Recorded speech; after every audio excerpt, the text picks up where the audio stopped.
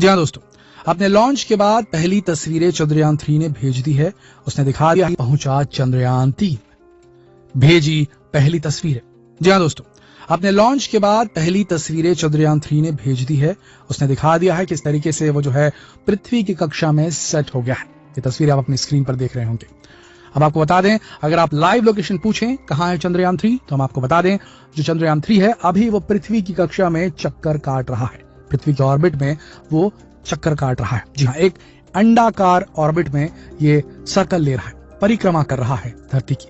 और धीरे धीरे करके इसरो के जो साइंटिस्ट हैं वो इस ऑर्बिट को, जिस ऑर्बिट में चंद्रयान 3 अभी परिक्रमा कर रहा है धरती की, उस ऑर्बिट के रेडियस को लगातार बढ़ाते रहेंगे इसरो के साइंटिस्ट। और 4-5 बार में ये जो रेडियस है इतना लंबा हो जाएगा, इतना बड़ा हो जाएगा। ये अंडाकार जो ऑर्बिट है, जिस ऑर्बिट में ये जो चंद्रयान 3 है वो परिक्रमा लगा रहा है धरती की, वो इतना बड़ा हो जाएगा कि इसका जो दूरस्थ इलाका रहेगा, जिसे पेरिजी कहा जाता है, ये जो ऑर्बिट है इसका, जो अर्थ से लेकर के चंद्रयान तक एक सीधी लाइन खींची जाए, जो सबसे दूरस्थ रहता है उसको एपोजी कहते हैं। और जो सबसे पास ऑर्बिट, जब ऑर्बिट में घूमता है तो ऑर्बिट का जो सबसे नजदीकी निकट स्थान जो रहता है धरती से, उसे पेरिजी कहा जाता है। तो जब एपोजी को लगातार ये बढ़ाते रहेंगे तो एक गुलेल वाला इफेक्ट पैदा होता है। जैसे हम गुलेल हवा में ऐसे ऐसे घुमाते हैं जोर जोर से, गोल गोल हवा में, उसके बाद तेज गति से फेंकते हैं। चक्कर घुमाए, रस्सी में पत्थर फंसाया, जोर से गोल गोल घुमाया, उसके बाद तेज तरीके से फेंका।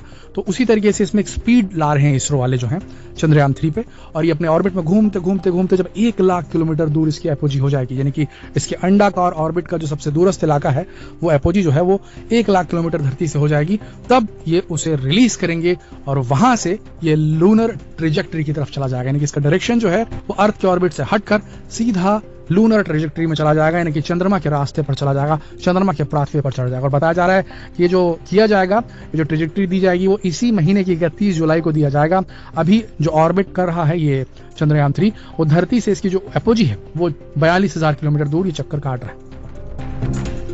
एक अंडाकार ऑर्बिट धीरे धीरे 4-5 बार इसे मनूवर किया जाएगा, इसके ऑर्बिट्स को चेंज किया जाएगा नीचे जो ग्राउंड स्टेशन है इसरो का वहां से। और उसके बाद जब 1 लाख किलोमीटर दूर हो जाएगा इसका जो सर्कल लगाने वाला, जो ऑर्बिट करने वाला जो इसका ऑर्बिट है, उसके बाद इसे लूनर ट्रेजेक्टरी में सीधा फेंक दिया जाएगा। और उसके बाद लूनर ट्रेजेक्टरी में आगे बढ़ते हुए 17 अगस्त की तारीख, और जब इस लूनर ट्रेजेक्टरी में चला जाएगा तो 5 अगस्त वो तारीख होगी जब ये लूनर ऑर्बिट में पहुंच जाएगा। यानी कि ये फिर उसके बाद ये चंद्रमा की परिक्रमा लगाने लगेगा चंद्रयान 3 5 अगस्त को।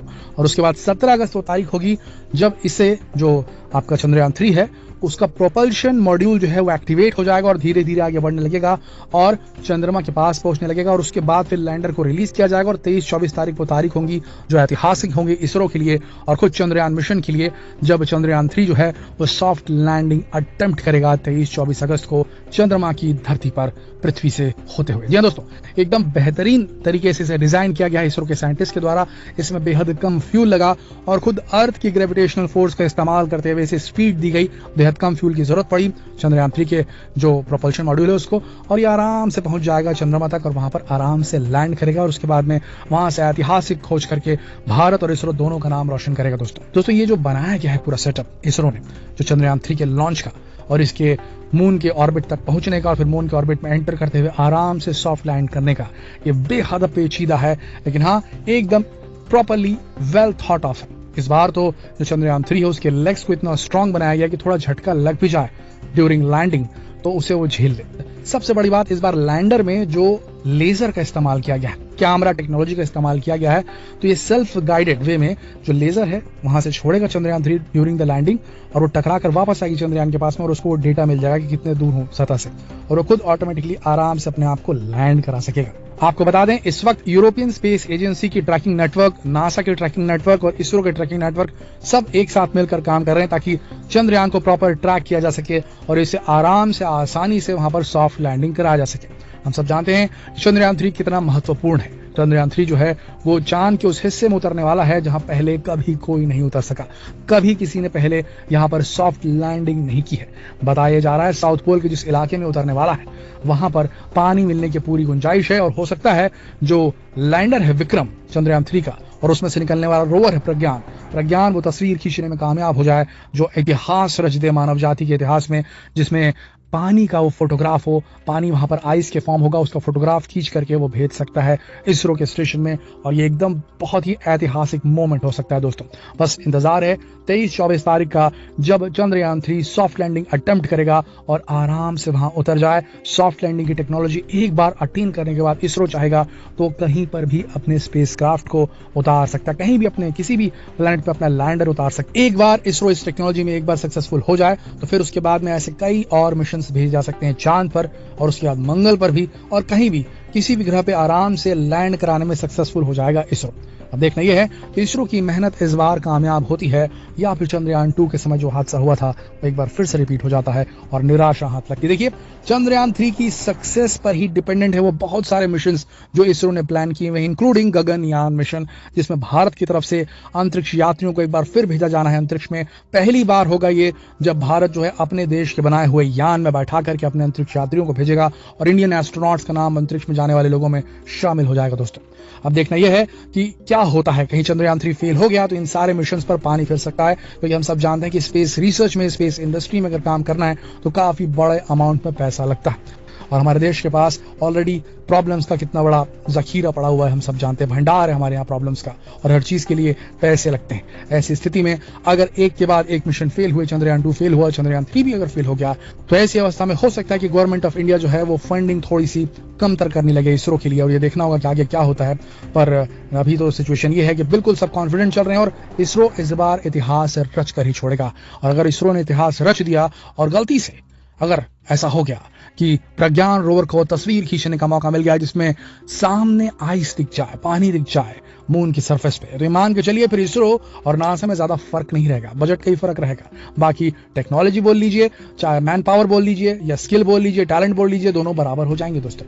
वैसे आपका क्या मानना है, क्या परसेंट चांसेस लग रहे हैं आपको कि चंद्रयान 3 कितना सक्सेसफुल हो पाएगा?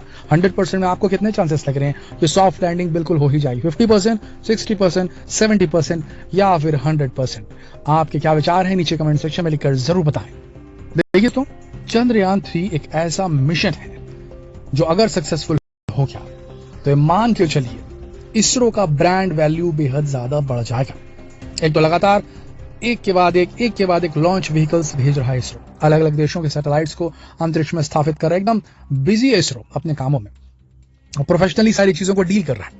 आने वाले वक्त में एक बड़ा इकोनॉमिक फ्रंट खोल सकता है स्पेस इंडस्ट्री में इसरो। ऑलरेडी इसरो एक बड़ा प्लेयर हो चुका है और चंद्रयान 3 की सफलता के बाद दुनिया में एक अलग ही नाम बन जाएगा इसरो का। और उसके बाद दुनिया भर की स्पेस एजेंसीज जो हैं, जो दूसरे स्टार्टअप्स के ऊपर billions and billions of dollars spend कर रही हैं, वो हो सकता है कि इसरो के ऊपर स्पेंड करना शुरू कर दे और इसे काम मिलना शुरू हो जाए। इसरो हो सकता है हमें डॉलर्स खींच करके इंटरनेशनल मार्केट से भारत के अंदर ले आए और जितनी भी लॉन्चिंग फैसिलिटीज है हमारे यहाँ पर उसका इस्तेमाल करने के लिए कतार लग जाए दूसरे देशों के स्पेस एजेंसीज की। और बिल्कुल बिल्कुल पक्का लग रहा है दोस्तों, ये हो सकता है, क्योंकि जिस हिसाब से इसरो ने अपना नाम बनाया है लॉन्च इंडस्ट्री में, सैटेलाइट लॉन्च इंडस्ट्री में, और इसका जो रिकॉर्ड है वो 100% रहा है। बेहद कम बार ऐसा हुआ है किसी देश की सैटेलाइट ले जाते वक्त इसरो से गलती हुई हो। हर बार जब भी किसी दूसरे देश की थर्ड पार्टी सैटेलाइट हम लेकर जा रहे हैं, हमने सक्सेसफुली उसे ऑर्बिट में स्टेबलाइज किया है। आने वाले वक्त में जब वॉर चलेगी, इंटरनेट की वॉर चलेगी, तब अलग अलग कंपनियां अपने अपने जो उपग्रह हैं, अपने सैटेलाइट्स हैं जिससे वो इंटरनेट को कनेक्ट करना चाहेंगी, दुनिया की सर्विसेज अपनी पहुंचानी चाहेंगी, तो वो सब इसरो की सस्ती लॉन्चिंग कैपेबिलिटीज का इस्तेमाल करने भारत आ सकती हैं। हाल ही में खबर आई थी कि वनवेब के बहुत सारे सैटेलाइट्स को इसरो ने लॉन्च किया है और ये होने के बाद पूरी दुनिया को ये एकदम कंफर्म हो गया कि इसरो के अंदर वो कैपेबिलिटी है। तो यहाँ से काफी ज्यादा बिजनेस, इंटरनेशनल कम्युनिटी से काफी ज्यादा बिजनेस जो है वो इसरो को मिल सकता है स्पेस इंडस्ट्री में। बस जरूरत है कि एक अच्छी खबर की, और वो खबर मिलने वाली है चंद्रयान 3 की सॉफ्ट लैंडिंग से। बस ये सक्सेसफुल हो गई तो इसरो एक बड़ा नाम बनकर उभरेगी स्पेस इंडस्ट्री में। तो दोस्तों, आपके क्या विचार है इस पूरे मसले पर नीचे कमेंट सेक्शन में लिखकर जरूर बताएं और जितना